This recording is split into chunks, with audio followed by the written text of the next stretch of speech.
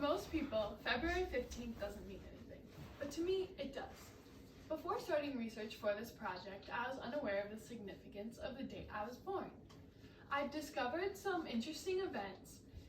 I'm going to be talking about some inventions and political events that happened. I'm going to start with inventions.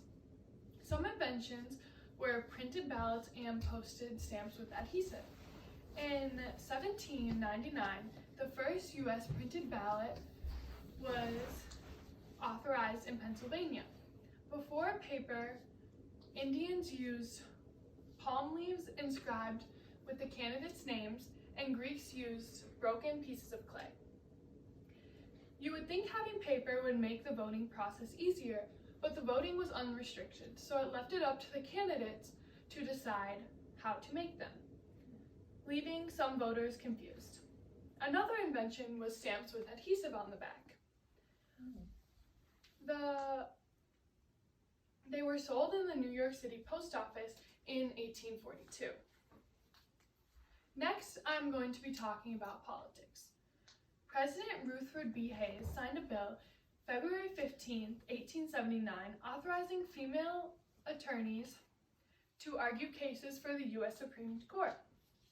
Even though this bill was a significant event for equality for women, there was still very serious legal restrictions on them, including the fact they're not allowed to vote in every state.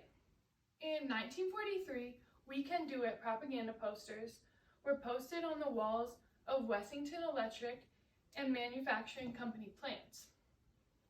They were there to promote feminism by showing a strong female production worker. These posters were not up for very long, though, because they were thought not up for very long. People thought they were being used to encourage women to join the workforce, but that was not the case. Instead, they were intended to motivate the women who were already working for them. In 2003, there was a protest going on against the war in Iraq. It was an estimated 6 to 11 million people worldwide in about 800 cities took the streets to protest against the war. Even 6 members of the Security Council refused to support Bush's war despite the pressure from US and United Kingdom. Although protesters created a global mobilization, it did not stop the war in Iraq.